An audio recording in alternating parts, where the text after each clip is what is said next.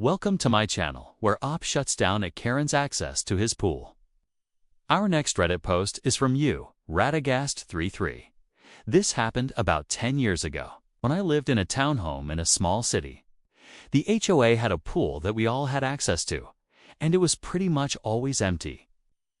That is, except for one particular Saturday afternoon. I was headed back from a long trip and decided to swing by the pool for a quick swim, before heading home to change and going out again. I got there around 1 p.m., and there was a family already there. Mind you, the pool closes at 6 p.m. They were extremely well off, late 50s, early 60s, dressed to the nines. They didn't seem to have any kids with them. They had been drinking for some time, which wasn't allowed. But I ignored it because they were obviously guests of the homeowner, and I didn't feel like getting involved. About half an hour after I got there, the wife took a spill off the diving board and hit her head hard enough to crack the concrete underneath the water. She was bleeding pretty heavily. I offered to go get a first aid kit from my place, but they declined and said their son was on his way over. A few minutes later, the son shows up and he starts screaming at his mother for drinking. Then he turns to me and asks if I saw what happened, and I fill him in. He starts ranting about how I should have helped his mom, and he says, "Oh, you don't know who we are, do you? You wait till my dad gets here, and you're gonna be sorry." At this point, I'd had enough.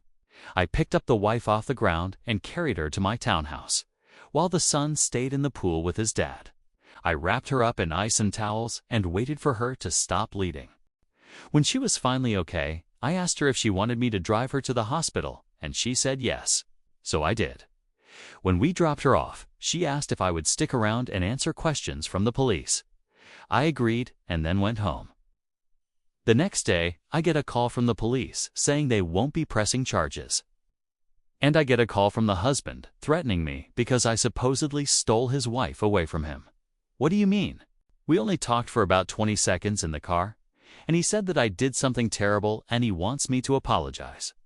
I told him that I did nothing wrong and hung up.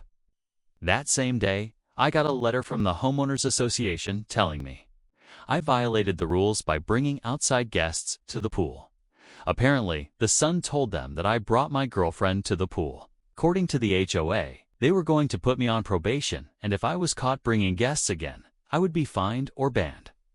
Well, I'm glad that Karen's son got what was coming to him. But I'm also kind of disappointed that you didn't fight harder against the HOA. Like, dude, you saved that woman's life and all they come at you with is you brought a guest to the pool. These people sound horrible. But yeah, I'm on the same page as you, OP. There's absolutely zero chance that I would let a Karen bully me over something that ridiculous. I would have fought them tooth and nail, taken them to court, the whole 9 yards. But we have to be honest here. The fact that you even thought to record the interaction is a huge flex. Because you know what it means. Means that deep down you understood that these Karens would try to gaslight you. And so by recording it, you made sure that you would have proof when you needed it. And let's be real, you probably could have used it to make some money too. You know? By selling it to the news, or maybe using it for clout on social media. You really had a once-in-a-lifetime opportunity to become an overnight sensation. Op. Our next Reddit post is from you, Biblically Thrifty. I live in a duplex. My front door opens to a private fenced yard. The shared wall between the duplexes has a window. I've never spoken to my neighbor through this window before, but I figured if I looked in, I would be able to see whether they had a spare key or not. I look in and see a guy staring at me. I immediately shut the door and move to the other side of the house to open the back door. Through the window, I can see my neighbor putting on a pair of sunglasses. I shrug and open the door. I look back at the window to see him taking a picture of me. At this point, it occurred to me that I should probably knock on his door first before letting myself in through the back door. But I decide against it. I pull up a chair and sit right next to the window. He comes to the door, and I say hello. He responds by asking me to move my chair. I ask why, and he tells me, "It's none of your business." I tell him that I was just trying to come in through the back door, and he snaps back with, "You should have knocked." He goes back inside, and I hear yelling. I assume he's yelling at his wife and kids. As I'm about to knock on the door, he comes back out and says, "Are you deaf? Are you blind?" I reply, "No, I just chose to come in through the back door instead." He goes back inside and slams the door. I knock on the door and yell out, "Hello." A woman opens the door, and I ask to speak to her husband. She looks at me funny and says, "What's your name?" I tell her, and she goes back inside. I hear a bunch of commotion, followed by her yelling, "What did you tell him?" He comes to the door, and I ask, "Can I come in now?" He tells me, "No, you can't." I ask why, and he replies, "Because I said so." And our final story today is from you, Ethan Miller.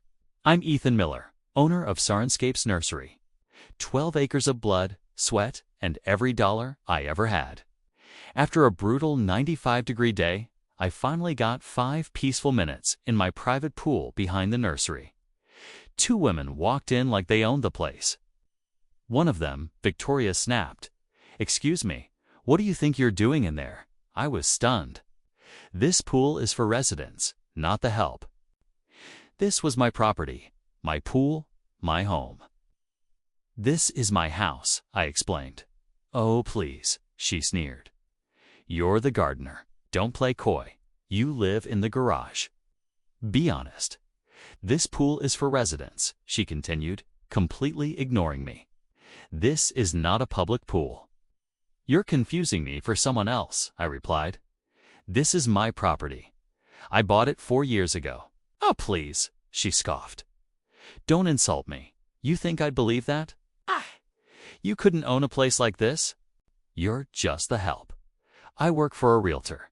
This place is going on the market. I just wanted to check out the amenities before showing it." My jaw was on the floor. "You want to short sell me out to line your pockets? You think I'm stupid? Stupid? No, silly. You gardeners are the best. You keep the grass cut and the shrubs trimmed. You dig up the dirt. The houses look so much better. You gardeners are smart. You know all about landscaping and pools and fixing things around the house. You're amazing at your job. You must love working for a living." "I hate it," I admitted. "I don't want to work for a living. I want to lay by the pool all day." "Huh, typical gardener," she said. "Right. Well, I'm leaving now. Enjoy your day, gardener." And with that, she strolled out the gate. After she left, I realized I hadn't answered her original question. "I was just relaxing in my pool," I shouted after her. Well, karma can be a female dog sometimes. Hope that made you laugh. And if it did, and you want to hear more stories like these, please subscribe.